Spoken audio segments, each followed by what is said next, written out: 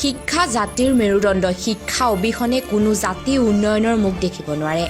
এই মন্তব্য ধুবুৰী জিলা কংগ্ৰেছৰ সাধাৰণ সম্পাদক শামছুল হকৰ যোৱা 19 জানুৱাৰীৰ পৰা আৰম্ভ হোৱা উমৰ গ্ৰাউণ্ড ক্লাবৰ উদ্যোগত আয়োজিত ক্ৰিকেট টুৰ্ণামেণ্টৰ প্ৰতিযোগিতাৰ অন্তত বঁটা বিতৰণী সভাত মুখ্য অতিথিৰ ভাষণত এইদৰে কয় বিশিষ্ট সমাজসেৱক শামছুল হকে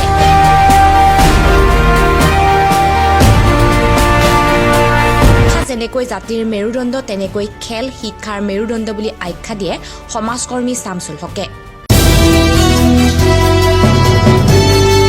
গাঁও পঞ্চায়তৰ সভানেত্ৰী নমিনী আবুল কালাম আজাদৰ সভাপতিত্বত অনুষ্ঠিত হোৱা সভাখনত বিশিষ্ট অতিথি হিচাপে আমচুৰ কেন্দ্ৰীয় সাংগঠনিক সম্পাদক দেলৱাৰ হুছেইন আৰু সাংবাদিক বেল্লাল হুছেইন উপস্থিত থাকে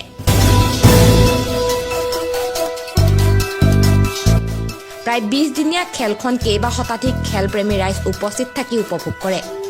উল্লেখযোগ্য যে প্ৰায় 20 দিন ধৰি চলা খেলখনত মটিয়াৰ ৰহমানৰ তত্ত্বাৱধানত থকা 11 ৰাইটাৰ্ছ টিম পানবাৰীয়ে প্ৰথম স্থান আৰু আবুল কালামৰ ছুপাৰ কিং খাপ পানবাৰীয়ে দ্বিতীয় স্থান দখল কৰিবলৈ সক্ষম হয়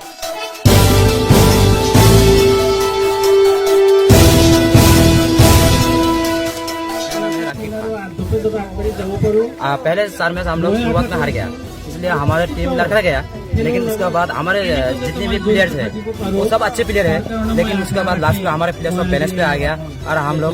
एक ही मन पे रहता है कि हम लोग मैच जीत जाएंगे और इस सीरीज भी जीतेंगे उसके बाद हमारे टीम कामबैक किया था उसके बाद 5 मैच है हम लोग जिस पे बोला था जो हमारे और एक टीम है डायनामिक सिटी हम लोग सोचा था डायनामिक सिटी हार जाए सुपर किंग जीत जाए हम लोग मैच भी जीत जाए इसी तरह हम लोग भी फाइनल पे पहुंच जाए हमारे हिसाब से गेम हो रहा है सुपर डायनामिक भी हार गया सुपर किंग कैसा लगा है अभी कैसा लगा है बहुत अच्छा लगा था हम लोग इस पहले सीजन में हम लोग फाइनलिस्ट हो गया और फाइनल भी जीत गया चैंपियन बन गया बहुत अच्छा लगा हम लोग को जितनी भी टीम है হ'ব নোৱাৰিলো আজি ৰানাৰ্ছ আপ হৈছো আৰু আগন্তুক দিনত অহা সেশনত আমি ইয়াতকৈ ভাল খেল ইয়াতে আয়োজন কৰিম হয় ইয়াৰ জৰিয়তে মই সকলো বন্ধু বান্ধৱক যিসকলে চাই আছে সকলোকে অনুৰোধ জনাম যে আমাৰ ইয়াত আগন্তুক সেশন সেম IPL খেল ইয়াতে হ'ব পানবাৰী প্ৰিমিয়াৰ লীগ সকলে আহি অংশগ্ৰহণ কৰিব আপনাৰ নাম কি মোৰ নাম আবুল কালাম আজাদ মই ৰানাৰ্ছ আপ টিমৰ captain bureau report the Assam live